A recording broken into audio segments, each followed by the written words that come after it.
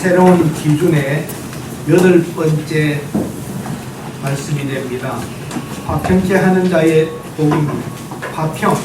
여러분 평화 다 좋아하시죠? 화평한 가정이 좋아요? 싸우는 가정이 좋아요? 화평한 가정이 좋아요. 그런데 삶의 현실은 싸우기도 하고 다투기도 합니다. 히브리인들이 가장 원했던, 유대인들이 원했던 인사가, 늘 하는 인사가 뭐죠? 샬롬. 샬롬이 뭡니까? 평화입니다.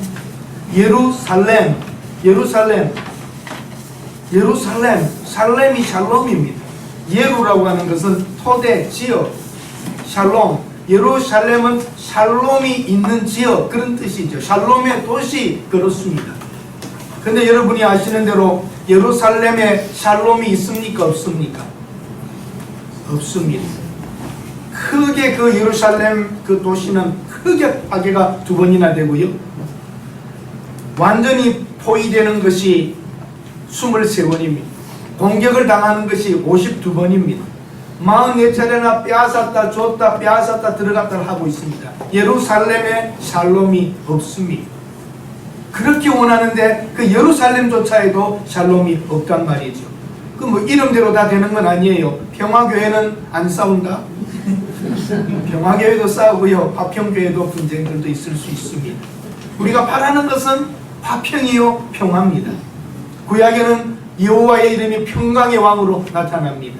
신약에서는 평화의 왕 예수 그리스도가 나타납니다. 예수님께서 이 땅에 오실 때에 천군 천사가 찬송합니다. 뭐라고 합니까? 지극히 높은 곳에서는 하나님께 영광이요 땅에서는 하나님이 기뻐하신 사람들 중에 평화로다. 그 첫 번 메시지가 평화였습니다. 화평이었습니다. 기뻐하심을 입은 자들과 하나님과의 그 평화가 이루어지는, 메시아가 와서 그 평화를, 메시아가 와서 인간과 하나님 사이에 평화를 이룰 것이라는 것이 첫 번째 메시지였던 것입니다. 예수님께서 이 땅에서 와서 십자가에서 죽으시고 부활하신 후에 제자들에게 나타나셔서 무엇을 인사합니까? 평안이 있느냐? 평강을 이야기하십니다. 샬롬을 물으셨습니다. 오늘 제목이 화평케 하는 자가 복이 있다 그럽니다. 화평케 하는 자, 영어로는 peacemaker, 화평을 만드는 사람입니다. 어떤 사람은 아픔이 있는 곳에 가끔 치유가 이루어지고 다툼이 있는 곳에 가면 그것이 그쳐지고 하는 평화의 사람이 있느냐면, 다 조용한데도 어떤 사람만 가면 시끄러워지고 이간질이 일어나고 복잡해지는 그런 데가 있습니다. 여러분과 저는 평화의 사람으로, 도구로, 바로 피스메이커로, 화평케 하는 사람으로 살아가야 합니다. 적군과 전쟁이 있습니다. 정치적인 분쟁도 있습니다. 민족 간의 분쟁, 사회적인 분쟁, 가정의 분쟁, 많은 분쟁과 다툼 속에서 우리는 지금 살고 있는 것입니다. 새는 물은 멈추지 않는다고 하는 말이 있습니다. 다툼이 한번 시작되면 끝장날 때까지 싸워야 하는 것이 인간의 세계입니다. 그래서 여러분, 다툼이 있는 곳에 가지를 않아야 합니다. 다툼이 있는 곳에 가야 된다면 우리는 화평으로 그들을 묶으며 하나 되게 해 주어야 합니다. 참된 지혜, 참된 하나님의 사람은 화평을 추구합니다. 옛말에 이런 말이 있습니다. 악인에게는 평안할 시간이 없다는 겁니다. 악하고 못된 사람에게는요, 근본적으로 계속 부딪히게 되어 있고 힘들게 되어 있습니다. 악한 자에게는 편안할 날이 없답니다. 그러나 하나님의 사람에게는 나쁜 일이 와도 그것을 화평으로 바꾸고 편안함으로 바꿔야 되는 것입니다. 화평을 좋아하는 성품은 하나님의 성품입니다. 화평케 하는 자는 하나님의 자녀라고 부름을 받을 것이라고 합니다. 그러나 화평을 깨는 자는 사탄의 자녀요, 악한 그 성품과 못된 것이 늘 있어 어려움을 가지는 것입니다. 정치가 평화를 줄 수 있나요? 유엔이 평화를 줄 수 있던가요? 그렇지 않습니다. 단체가, 정치가 무엇이 화평을 주지를 못합니다. 이 세상의 많은 문제는 뭡니까? 내가 옳다는 겁니다. 내가 옳다. 그러면 뒤집어 말하면 뭡니까? 너는 틀렸다. 옳고 그르냐를 가지고 싸우고 있는 것입니다. 그러면 성경을 이렇게 해야지요. 옳은 자는 하나님의 자녀라 일컬음을 받을 것이다. 그러나 성경은 화평케 하는 자, 화평케 한다는 말은 전제 조건이 뭡니까? 불화와 다름과 분쟁과 불화될 어려움들이 있다는 것이 전제되는 겁니다. 그런 것이 온다 할지라도 그것을 화평으로 바꿀 수 있는 사람은 하나님의 자녀라고 일컬음을 받는다는 것이죠. 다른 이단이 들어오면 교회가 분열되고 파괴됩니다. 들짐승이 들어와서 울타리를 뛰어넘어 들어와서 안에 가축들을 물어가듯이 이단과 악한 존재들은 하나님의 교회와 여러분의 가정을 파괴하려고 합니다. 여러분의 가정은, 우리 교회는, 우리 국가는 지금 화평 중에 있습니까? 어려움 중에 있습니까? 상당한 지금 어려움들 속에 있습니다. 가정만은 여러분 화평을 지키고 우리 교회만은 하나됨을 지켜야 될 줄로 믿습니다. 네. 현대인을 봅시다. 세련된 옷도 입고 좋은 것도 먹고 좋은 자동차 좋은 것 다 살고 있지만 아름다워 보이지만 내막은 다 병들어 있습니다. 갈등과 끝없는 분열과 미움과 이런 것들이 우리 속에 얼마나 지금 많이 있습니까? 사람이 모인 곳에 지금 분열과 다툼, 빈부의 차이, 남녀 사이의 어떤 권리, 세대 차이, 가치관의 차이, 지금 현대인들, 특별히 우리 대한민국, 특별히 더 서울에 사는 여러분들은 굉장한 갈등과 어려움 속에 지금 피곤하게 살고 있습니다. 진영 논리에 서서 맞다 틀리다 이거 상관이 없습니다. 지금은 맞다 틀리다의 문제도 아닙니다. 내 편이냐 네 편이냐 가지고 있습니다. 내 편이면 나쁜 짓 해도 괜찮고 저 편이면 조금만 틀려도 완전히 악이 되는 것이고 진영 논리 속에 들어가서 철저하게 분열시키고 있는 것입니다. 사랑하는 여러분, 어떻게 살립니까? 나쁜 사람들이 나쁜 짓에도 이렇게 뭉치고 있는데 헤롯과 빌라도는 어땠습니까? 헤롯왕과 빌라도는 사이가 나빴지만 예수님 십자가에 죽이고 못 박는 날은 하나됨이 있었습니다. 악한 자들은 때로는 협약과 동맹을 이루어 예쁘게 보이고 좋게 보이는 일을 해나갑니다. 그러나 사도 바울과 바나바, 하나님의 일을 하는 바울과 바나바도 함께합니까? 나누어집니까? 함께합니까? 나누어집니까? 나누어집니다. 이게 참 우리 마음의 아픔입니다. 딜레마입니다. 바울 같은 사람도 그렇게 좋은 하나님의 동역자들이 일을 나누어가야만 되는 상황으로 가기도 합니다. 여러분, 우리는 무엇을 화평하게 해야 합니까? 첫 번째는 여러분 하나님과 더불어 화평하는 거죠. 두 번째는 이웃과의 화평입니다. 그리고 세 번째는 자기 자신과도 화평을 이루어야 됩니다. 내 자신 안에 한없는 정체성의 분립과 혼돈 속에서 내가 나와 맞지 않아서 괴로워하는 사람들도 많습니다. 그게 사춘기죠. 나와 내가 지금 안 맞아가지고 싸우는 게 그 청소년들의 사춘기예요. 내 마음 나도 모르겠습니다. 나이가 들면 또 어떻습니까? 50, 어떤 때는 40에도 된다고 그러는데 나이가 들면 또 뭐가 옵니까? 그때 여자분들이 거기에 오게 되면은 나도 모르게 그냥 짜증내고 남편들 힘들게 하는데 그걸 남편들 알아야 돼요. 그 여자가 잘못된 게 아니에요. 자기도 몰라요. 안 하려고 하는데 이 속에서 갈등이 막 일어나는 거예요. 호르몬의 밸런스가 맞지 않고 몸이 말을 듣지 않고 막 그럴 때에 당신 변했다 그러는데 그러지 마세요. 아, 때가 됐구나. 두 번째 사춘기를 하는구나. 알면 안 싸우는데 모르면 싸우는 거예요. 자기와 자기도 지금 맞지 않아가지고 힘들어합니다. 여러분과 저는 하나님과 더불어 화평을 이루었다면 죄인이었던 우리를 받아주심으로 말미암아 죄의 벽이 차단되었던 하나님으로 말미암아 죄의 벽으로 차단되어 하나님께 이르지 못했던 우리들이 예수 그리스도 안에서 하나님과 우리가 하나됨을 이루었다면 이제 여러분과 저는 끝없이 이웃과 함께 주위 사람과 함께 여러분의 가는 곳에 이 화평의 일을 만들어 가셔야 합니다. 네. 이웃과의 화평입니다. 경쟁, 불신, 미움, 원수된 이 세상 속에서 우리는 하나님의 말씀을 가지고 찾아가 이웃과 화평해야 됩니다. 예수 믿는 가정, 여러분 가정에 화평의 소리가 들려야 되고 부부 사이에 따뜻해야 하고 회복의 역사가 일어나야 합니다. 여러분의 직장에 여러분이 가시면은 직장에서도 여러분 때문에 다른 모습으로 변화되어 가야 그것이 바로 평화의 사도, 화평의 사람으로 나아가는 것이지요. 자기 자신과도 정돈이 잘 되어서 나는 하나님의 아들이다 딸이다 내가 이 세상에 존재하는 동안 하나님의 뜻을 이루게 살겠다고 하는 자기 정체성을 분명히 가져야 합니다. 그리고 이것은 부수적인 한 부분이지만 평화를 이루어야 할 것이 또 하나가 더 있습니다. 여러분이 늘 살아가고 있는 이 지구, 땅, 자연과도 여러분 화평을 이루어야 됩니다. 자연을 많이 괴롭히고 자연을 피곤하게 만들면 공해가 일어나게 되고 여러분을 힘들게 합니다. 우리 그리스도인들은 어떤 이념적이 아니라 하나님이 만드신 자연을 사랑해야 됩니다. 파괴해서는 안 됩니다. 너무 많은 지금 이 지구의 곳곳에 파괴가 일어나고 있고 자연을 지금 망가뜨림으로 우리들에게 재해가 오고 있는 것이죠. 첫 번째, 화해를 누구와 해야 된다고요? 하나님과, 이웃과, 나 자신과, 자연과도 화해를 이루어서 자연과 인간이 잘 맞춰 나가야 합니다. 우리는 새로운 피조물입니다. 하나님께서 우리에게 새로운 피조물로 만들어서 하나님을 아버지라 부르게 하시고 이웃과 하나 형제처럼 살게 하시고 우리 속에 사탄과 싸우게 하시며, 이거 사탄과는 평화하면 안 됩니다. 사탄과 평화하면 뭐죠? 사탄과 평화하면 바로 죄입니다. 유혹입니다. 사탄의 유혹은 화평하는 게 아니라 대적하고 싸워야 합니다. 여러분과 제가 이 원리를 잊지 않아야 합니다. 예수 그리스도의 제자로서 하나님의 아들딸인 여러분과 저는 이 땅에 평화로 화평케 하는 자로 보냄을 받은 사자와 같은 것이고 대사와 같은 것입니다. 분별해야 됩니다. 하나님에게 하는 일, 용납하는 일, 이런 일은 성령의 일입니다. 분열되게 하는 일, 사탄의 일입니다.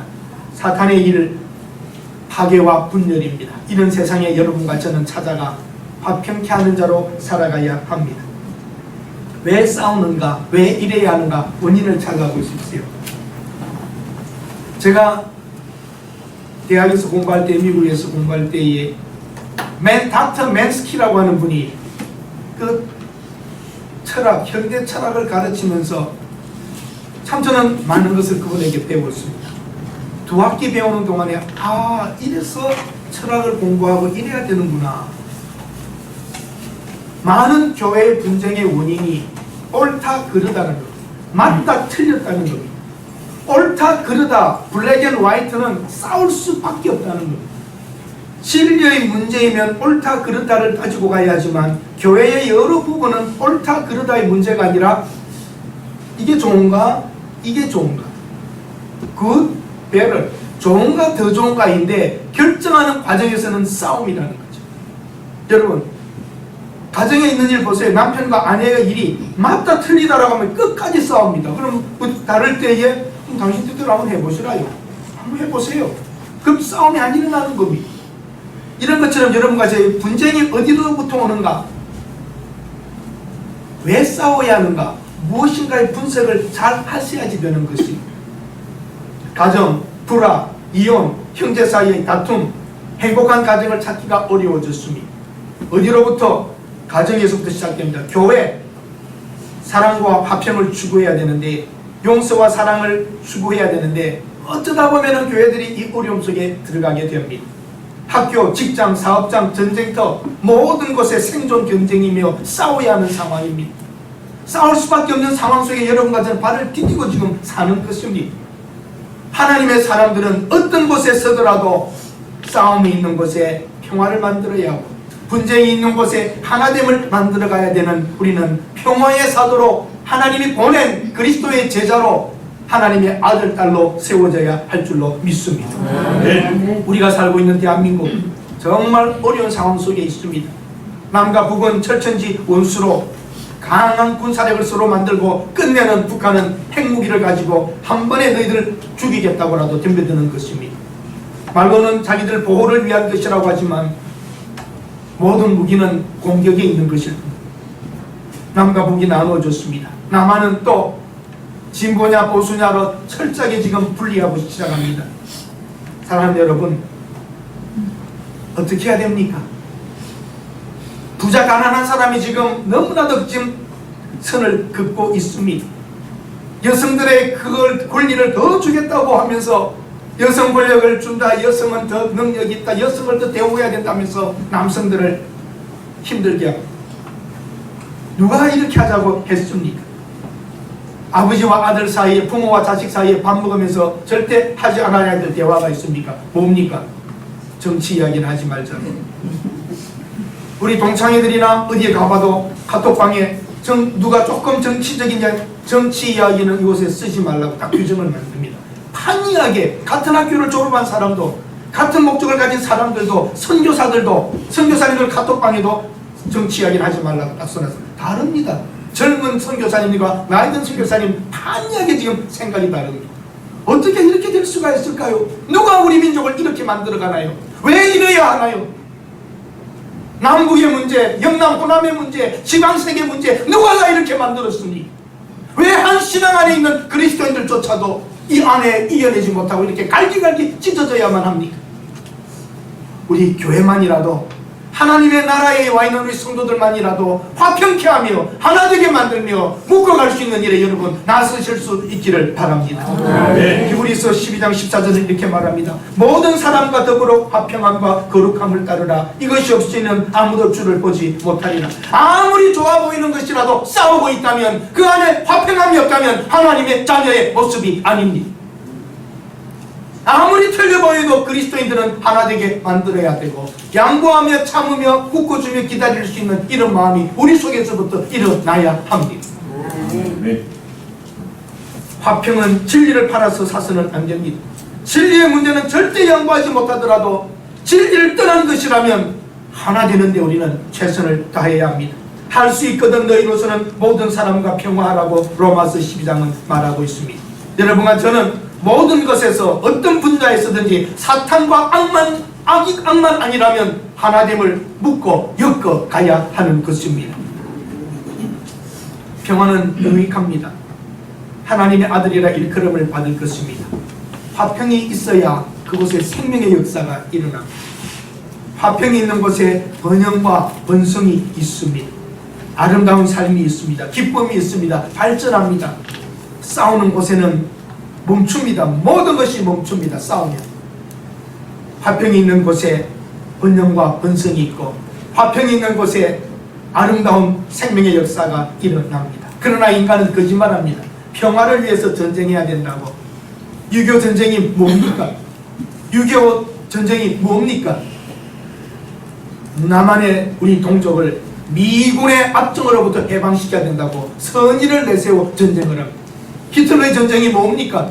이 복잡한 유럽을 하나 되게 만들어 다시는 역사 속에 있었던 나라 간의 전쟁을 없애고 하나된 나라를 만들겠다고 시작합니다. 일본은 동남아시아 얘기를 다 하나 되게 만들어서 발전시키고 싸움이 없는 아시아를 만들겠다고 싸움합니다. 인간의 논리입니다.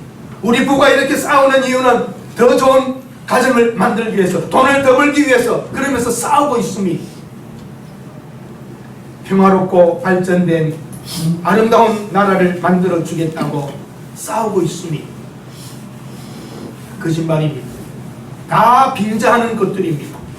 정말 화평은 유익이 있고 화평은 우리에게 큰 힘이 주어지는 것입니다. 이제 정리합니다. 어떻게 여러분 화평을 이룰 것입니까? 한번 따라 하십시다. 먼저 찾아가라. 먼저 찾아가라. 범죄한 아담에게 하나님이 먼저 찾아오셨습니다. 아담이 잘못했다고 나간 게 아니라 범죄한 아담에게 하나님이 다가가셨습니다. 화평의 원리는 먼저 다가가는 것. 그리고 따라하십시다. 조금 손해보라. 조금 손해보라. 하나님이 손해보신 겁니다. 하나님이 자기 아들을 십자가에 죽이시면서 우리를 화평으로 끌어가는 겁니다. 엄청난 하나님은 아픔입니다. 하나님이 에덴 동산에 내려간다고 시작하실 때에, 인간을 다가갈 때에, 이스라엘을 만들어 메시아를 보내겠다고 할 때에는 자기 아들을 죽이는 일입니다. 화평을 위하여, 인간과 하나님의 화평을 위하여 하나님은 가장 큰 대가를 지불하시는 것입니다. 손해봐야 됩니다. 손해보지 않고 화평할 수 있나요? 내가 손해볼 건 하나도 안 보고 좋은 관계는 없습니다. 내가 손해보고, 내가 참아주고, 내 자존심을 내려놓고, 그래야 그 속에 화평이 일어나는 것이죠. 한 번 더 따라하십시다. 먼저 찾아가라. 조금 손해보라. 그러고 나면 여러분 화평이 일어납니다. 손해를 봐야, 한쪽에서 손해를 보고 한쪽에서 내려놓아야 하나됨이 일어나는 게 인간입니다. 그 다음에 어떻게 합니까? 이게 중요합니다. 다시 다투지 말라. 다시 다투면 처음 돌아가서 다투고 나면 어떻게 해야 돼요? 다시 싸우고 나면 찾아가고 손해보고. 그러니까 싸울 필요가 있어요, 없어요? 싸우지 마세요. 다투지 마세요. 처음부터 순서 3개를 말합니다. 1. 먼저 찾아가라. 조금 손해보라. 다시 싸우지 말라. 싸웠으면 또 다시 가야 되는 거예요. 찾아가야 되고 손해봐야 되고 이 되풀이하는 것, 그가 다투지 않는 것, 분열하지 않는 게 가장 중요한 일입니다. 담을 헐어버리세요. 여러분, 담이 있습니다. 분쟁이 일어나고 나면 담이 생기죠. 담을 무너뜨리는 쪽으로 합니다. 어느 이쪽으로 무너지든 저쪽으로 무너지지만 무너지고 나면 무너지는 걸로 끝입니까? 벽돌을 치워야 됩니다. 벽돌을 치우는 수고까지 또 해야 됩니다. 시간이 걸려서 오래 쌓여진 이 담들을 허문데도 힘들지만 허물고라도 상처의 자리 치유하려면 시간이 오래 걸립니다. 벽돌 다 치우는데 수고까지 해야 됩니다. 그러니까 담을 쌓지 않는 게 제일 좋은 것입니다. 잠언 20장 3절은 이렇게 말합니다. 다툼을 멀리하는 것이 사람에게 영광이다. 그리스도인은 화평을 원하지만 여러분, 때로는 사탄이 함정을 파고 사람들 마음속에 나쁜 걸 놓고 해서 분쟁하고 대립되게 만듭니다. 여러분, 분별력을 가지고 봐야 돼요. 왜 이래? 사탄이 역사하는구나. 정리하고 하나 되고 뭉치며 덮으며 찾아가며 만져주며 미안하다 하며 하나 될 때에 사탄이 틈탈 수가 없는 것이지요. 파리가 어디에 옵니까? 깨끗한 곳에 옵니까? 냄새나는 곳에 옵니까?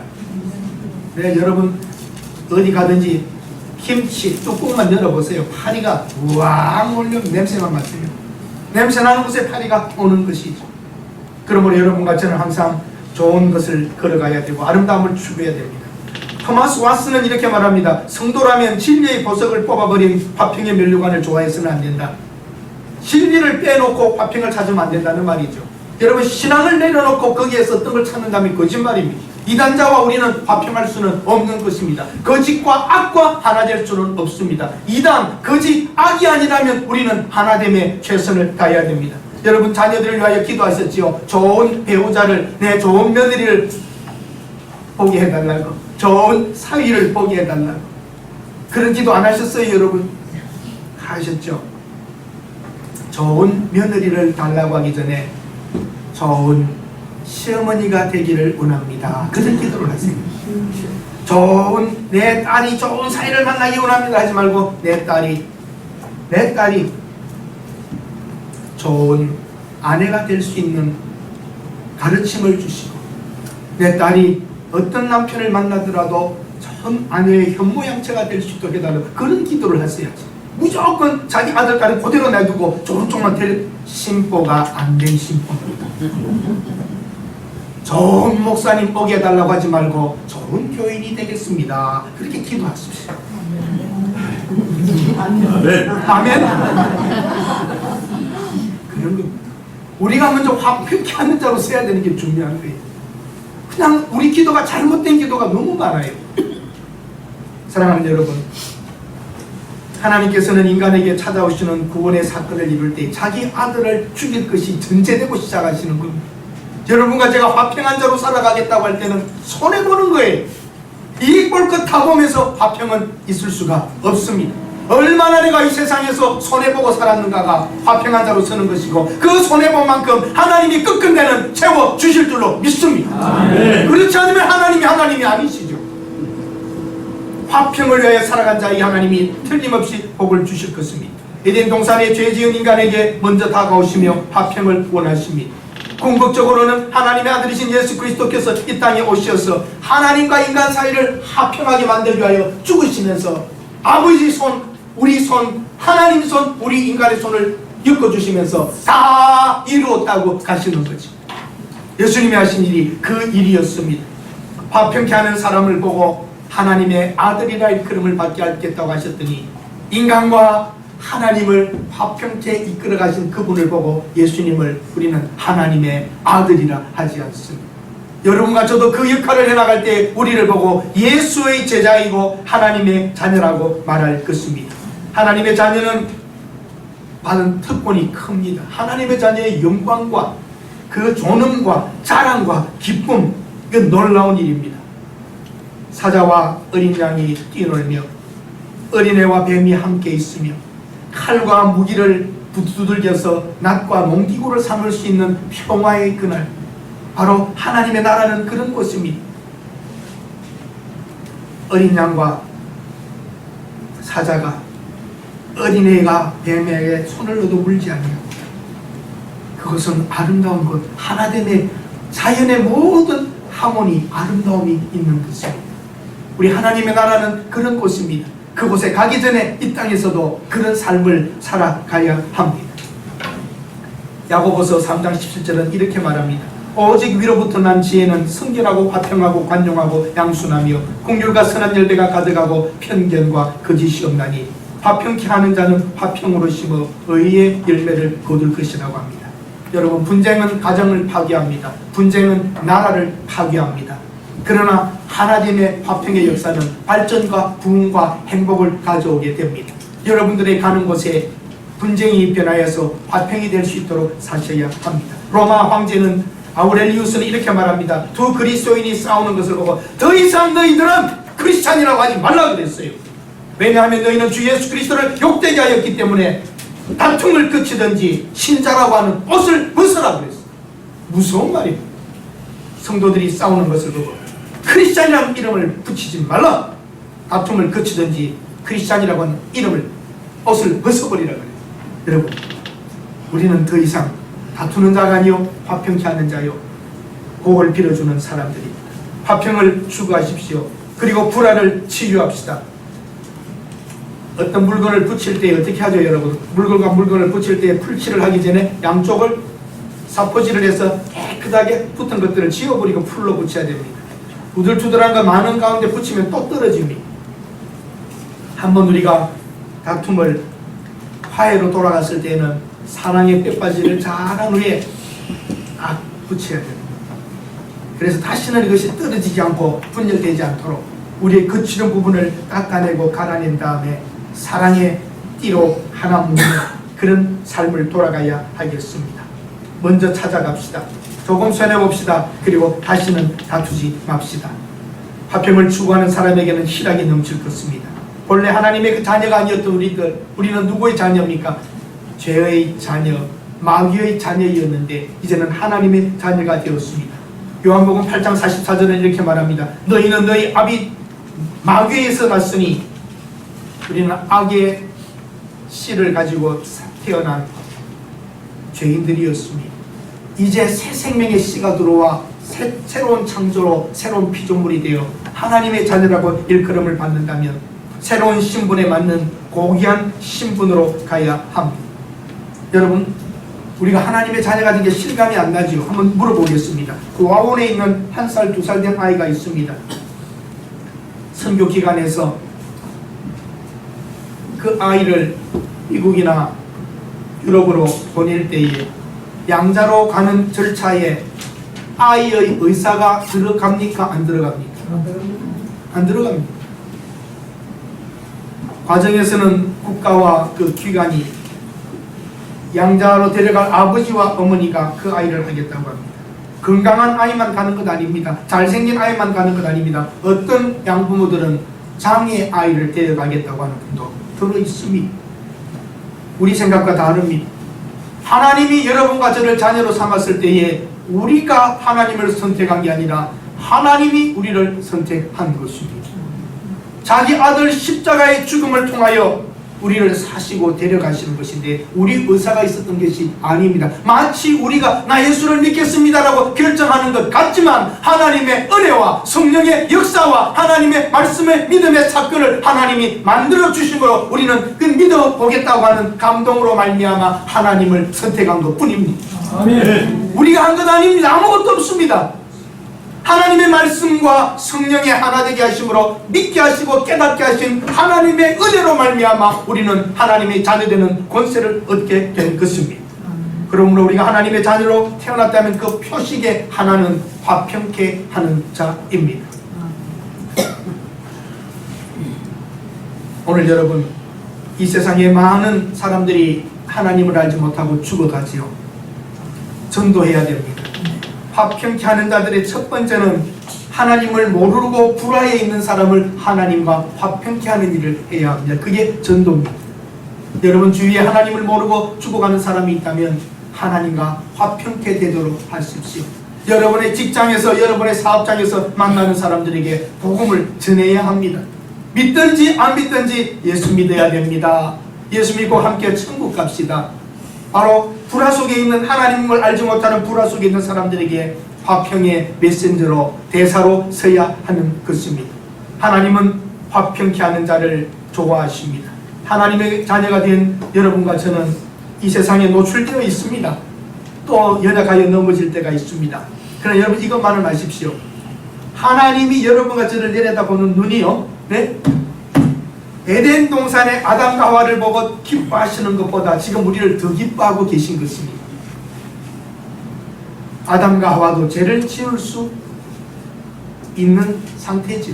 죄를 전혀 안 짓는 게 아닙니다. 지을 수도 있고 안 지을 수도 있었지만 짓게 되었습니다. 여러분과 저는 지금도 죄를 지을 수도 있지만 이제는 안 지으려고 합니다. 어느 상태가 더 나은 상태예요? 아담과 하와는 자연인으로 정말 죄에 오염되지 않고 안 지을 수도 있고 지을 수도 있는 상태에 있었지만 죄를 지어버린 상태입니다. 우리는 죄를 지을 수밖에 없는데도 이제는 하나님 뜻대로 살아보려고 하니까 누가 더 존귀한 겁니까? 여러분과 제가 그만큼 존귀해요. 아멘? 네, 내 친구가 전화가 왔어요. 강 목사, 야, 이 아이를 키우다 보니까 이런 마음이 있네. 왜요? 강 목사지만 우리 큰아들 잘 나가잖아. 참 잘 나가. 너무 똑똑해. 진짜 잘 나가. 굉장히 잘 나가요. 아주 잘 나가요. 엄청 잘 나가요. 장가 갔어요. 조금 멀어지는가 봅니다. 그런데 말이야, 나 둘째 아들 보면 그래, 걔는 공부도 좀 떨어지고 그래서 뭔가 좀 어리석어 보이고 한참 뒤져. 그런데 강 목사, 내가 충격을 받았어. 무슨 충격이 있었어요? 그 녀석이 말이야, 작은 놈이 언젠가는 이러는 거야 우리한테. 아, 엄마 아빠 먼저 죽으면 나는 어떻게 살지? 엄마 아빠 먼저 죽고 이 세상 떠나면 나는 어떻게 살지? 그러더래요. 그 말을 듣고 나서 얼마나 충격이 되는지, 그리고 어떻게 내가 해야 되는지 기도를 해도 이제는요, 그 아들 잘 나가는 아들 자랑스럽고 그랬는데 이제는 약해 보이고 부족해서 엄마 아빠 없으면 어떻게 살지 하는 그 아들이 그렇게 사랑스러울 수가 없다는 거예요. 똑똑하고 잘 나가고 용돈 보내주는 그 아들은 지 힘으로 지 마음대로 잘 사니까 참 그 아들 이름 때문에 자랑스럽긴 하지만 정이 가고 마음이 가고 쏟아지는 건 둘째 아들이라는 거예요. 하나님께서 아담과 하와를 보는 것보다도 이 죄 속에 살면서 그래도 주님 뜻대로 살아보려고 주님을 의지하는 우리들, 싸울 수밖에 없고 한방 날리고 싶고 질러버리고 싶지만 주님 때문에 참으면서 주님 의지하면서 사는 우리들을 보고, 그래, 너 화평케 하는 사람이구나, 네가 잘 참고 있구나, 네가 견디고 있구나, 손해보고 있구나 하며 하나님이 우리에게, 세상 사람들은 약하다, 왜 그렇게 사냐, 뭐 그렇게 양보하냐 할지 모르겠지만 하나님은 그 화평케 하는 자를 보고 하나님만을 의지하면서 내 것을 내놓을 수밖에 없어 사는 그 연약한 모습을 보고 하나님께서 우리에게 스근한 마음으로라도 더 가까이 하시고 복을 주실 줄로 믿습니다. 아멘. 하나님의 자녀의 존엄과 영예와 신분과 상을 여러분 잊지 마십시오. 화평케 하는 자가 손해보는 것 같고 먼저 찾아가고 손갖고 미안하다 어떻게 할지 모르겠지만 그 모습 안에 하나님의 스근함과 그 사랑과 아름다운 모습을 보게 되는 것입니다. 아멘. 아멘. 따라합시다. 이기려고 하지 말자. 제가 우리 집사람한테 이기려고 오랫동안 싸우고 살았어요. 말짱 꽝. 어차피 잡힐 건데. 지고 살았다면 오히려 제가 더 높은 존경을 받았을 거예요. 요즘은 말할 것도 없으면 마음대로 하라고. 사람은 여러분, 이기려고 하면 피곤해. 그러니까 우리 집사람은 지려고 하겠어요? 안 지려고 그러죠. 그 평화가 없는 거예요. 이제는 뭐 마음대로 하라고. 그렇게 하시라고. 그렇게 하시라고. 평화가 있어요. 우리는 하나님의 뜻대로 뜻대로 부르심을 입은 사람들은 낮아짐과 하나됨, 그런 게 있습니다. 고린도후서 5장 17절 한번 보실까요? 여러분과 저는 집사, 장로, 목사이기 전에 이런 사명이 있습니다. 같이 읽겠습니다. 그런즉 누구든지 그리스도 안에 있으면 새로운 피조물이라. 이전 것은 지나갔으니 보라 새 것이 되었도다. 모든 것이 하나님께로서 났으며 그가 그리스도로 말미암아 우리들을 자기와 화목하게 하시고 또 우리에게 화목하게 하는 직분을 주셨으니 곧 하나님께서 그리스도 안에 계시사 세상을 자기와 화목하게 하시며 그들의 죄를 그들에게 돌리지 아니하시고 화목하게 하는 말씀을 우리에게 부탁하셨느니라. 주에게 부탁하신 일 천사도 흠모하겠네. 하나님 우리에게 부탁하신 일은 화목케 하는 말씀을 전하라는 것이고 18절에 보면 목사, 장로, 집사의 직분이 아니라 우리의 하나님 직분은 뭐죠? 화목하게 하는 직분을 주셨습니다. 우리의 직분은 목사, 장로, 권사가 아니라 화목하게 하는 직분을 주셨습니다. 사랑하는 여러분, 가정, 직장, 교회 어느 곳에서라도 평화의 사도가 됩시다.